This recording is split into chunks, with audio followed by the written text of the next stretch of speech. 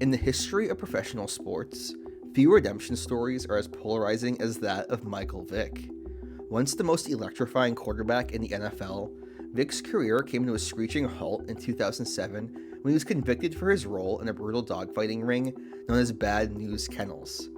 He served 21 months in federal prison for conspiracy and dogfighting related charges, a punishment many considered lenient given the scale of cruelty involved. Yet, just 2 years after his release, Vick returned to the NFL, signed with the Philadelphia Eagles, and even won the league's Comeback Player of the Year award in 2010. For many, this was hailed as a story of second chances, but for others, it represented the profound failure of moral accountability. Considering the severity of his actions, Vick should have never been welcomed back into the NFL. His reinstatement sent a dangerous message about accountability, morality, and the power of talent to overshadow justice. Michael Vick's involvement in dogfighting was not a minor lapse in judgment or a youthful mistake. It was a sustained, deliberate, and deeply cruel enterprise. The investigation into Bad News Kennels revealed a horrifying pattern. Vick and his associates bred dogs for fighting, executed those who were underperformed by hanging, drowning, or electrocution, and staged violent fights for profit and entertainment. The dogs were often tortured in ways that shocked even seasoned law enforcement officials. This was not a one-time error. It was a years-long operation that depended on systematic cruelty. Dogfighting is not just illegal. It's an act of depravity that reflects a disturbing disregard for life and suffering. Such behavior goes beyond poor decision-making. It speaks to character. And in a league where players are held up as heroes and role models, such a character flaw should have been disqualified.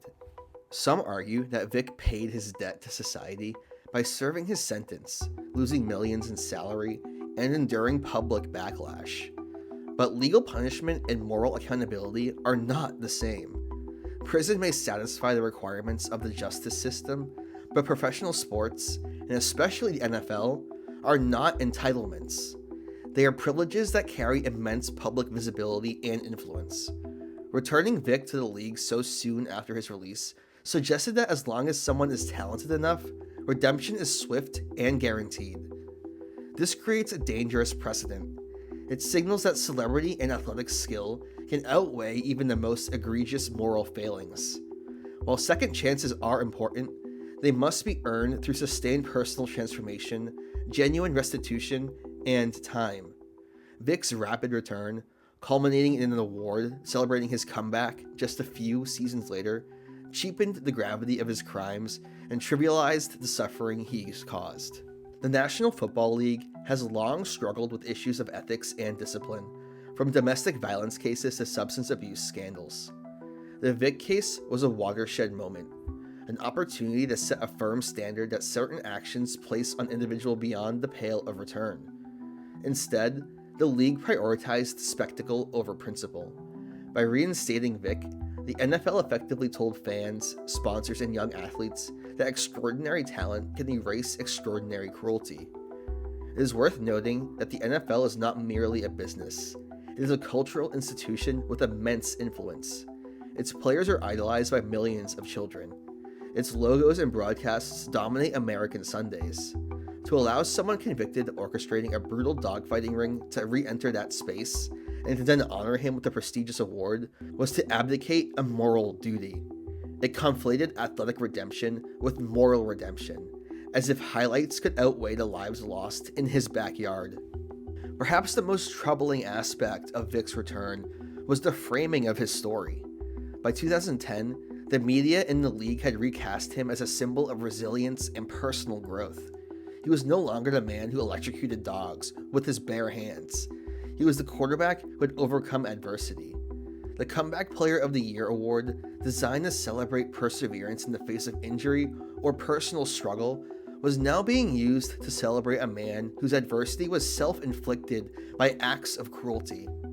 This narrative shift minimized the suffering of the animals and redirected public sympathy toward Vick himself. It turned a story of horrific abuse into one of inspiration, A disturbing inversion that illustrates how easily public perception can be manipulated when winning football games is involved. Vick's talent was undeniable, and his return brought excitement back to the field. But the NFL's decision to allow his comeback was not about justice. It was about entertainment and profit.